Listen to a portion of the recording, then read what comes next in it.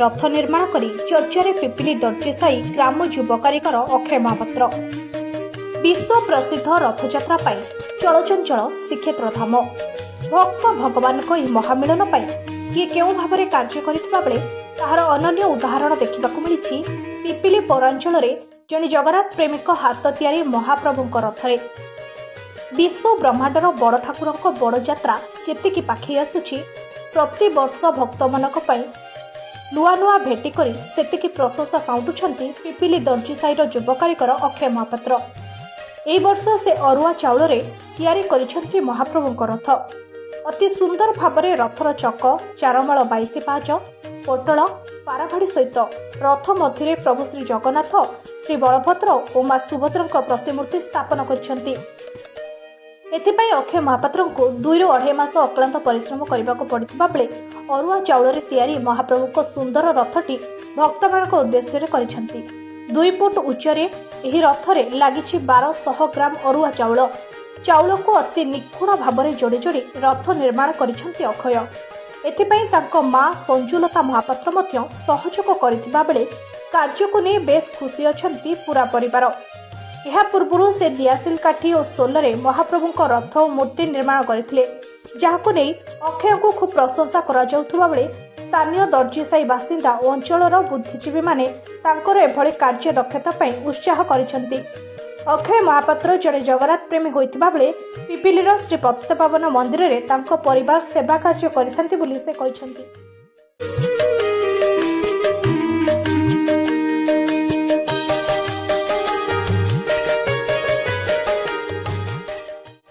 Report पिपिल news.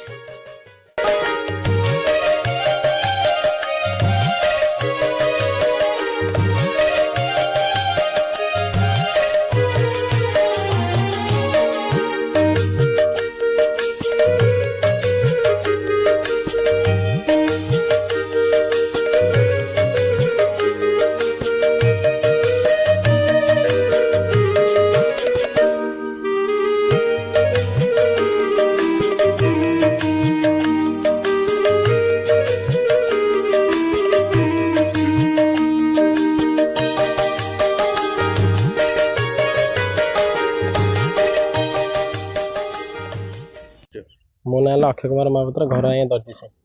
यहीटा आज्ञा मु 2 foot उच्चता विशिष्ट रथ प्रस्तुति करछि। 1220 मिलीग्राम से चाउल प्रस्तुत होइछि।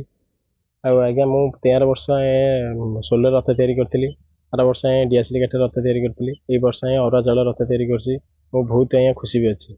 प्रति वर्ष जो रथयात्रा पड़े आसे कौन गोटे मनर गोटे भाव विगल पड़े आसे जगन्नाथ प्रति प्रति वर्ष एमती किसी नुआ नुआ भेराइटी किसी जिनस तैयारी करे मो मनर के भावना पड़े आसे।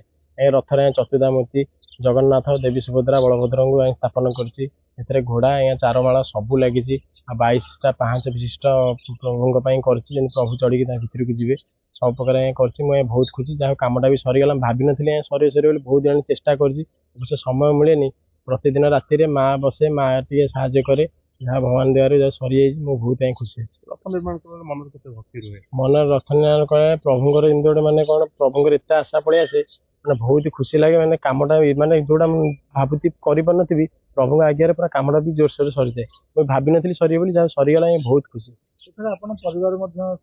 आज्ञा परिवार मो बाबा बाबा माँ भाई समस्ते सहयोग कर समस्त आशीर्वाद अच्छी जहाँ खुशी आज्ञा पतितपावन आज्ञा आज्ञा पतितपावन आमर मंदिर अच्छी आमर सेवायत घर आम घर आज्ञा गज उदाहरण विषय जाए बाजा फजा बाजिक सब जाए प्रति वर्ष आमर सेवायत घर बाबा आमर गोटे माने चांदुआर भल कारीगर जगन्नाथ भाई कर भाई पर मुझे कर आगु एमती प्रति वर्ष किसी नुआ नुआ भेराइटी करी जहाँ बाबा माँ का ना रखी बहुत खुशी होती जो जाऊँ चर्चा प्रशंसा मिलूँ आमर आर वर्ष पिपिली एनएस तरफ मत सम्मानित कराइला संगठित हिंदू तरफ सम्मानित कराइला मुझे बजार मेलन भी आम साई मेलन मत सम्मानित कराइला बहुत खुशी अच्छी।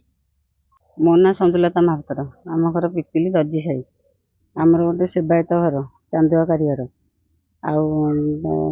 ता बाबा गोटे चांदुआ कारीगर मो बड़ पुओ भी काम करे सान पुओ भी करे तार गोटे इच्छा है रथ काम करने रथ कला फास्ट सोलर कला डियासिल काटी वर्ष कर अरुआ चाउल आर वर्ष कौन कर जगन्नाथ जहाँ डोरी थो जहाँ महिमा ତାଙ୍କ ଆଶୀର୍ବାଦ ତ ସବୁ ଚାଲିଛି।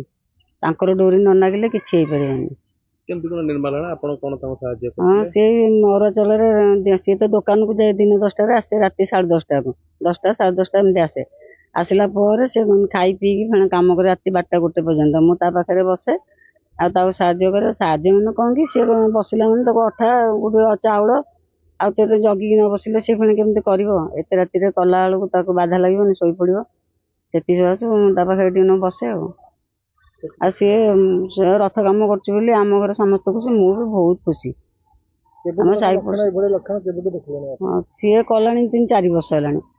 ପିଲାବେଳେ ତାଙ୍କୁ ସେମିତି କିଛି ଲକ୍ଷଣ? ନାଇଁ, ପିଲାବେଳେ ତାର ଏମିତି ସିଏ ତ ଚାନ୍ଦୁଆରେ ସବୁ କରେ, ଜଗନ୍ନାଥ ହାତୀ ବେଶ, ସୁନା ବେଶ, ପଦ୍ମ ବେଶ, ତାକୁ ସବୁ ଜଣା।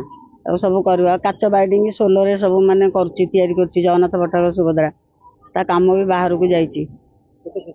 ହଁ, ମୁଁ ବହୁତ ଖୁସି। ହଁ, ସେଇ ତାଙ୍କ ମହିମାରୁ ତ ସବୁ ଚାଲିଛି ନା। ତାଙ୍କର ଆଶୀର୍ବାଦ ନଥିଲେ କିଛି ହେଇପାରିବନି। ଟିଭିରେ ଦେଖୁଛନ୍ତି ସମସ୍ତେ, ବହୁତ ଖୁସି ହଉଛନ୍ତି। ସମସ୍ତେ ବି ପଚାରୁଛନ୍ତି, କହୁଛନ୍ତି। ହଁ, ସମସ୍ତେ ବହୁତ ପ୍ରଶଂସା କରୁଛନ୍ତି।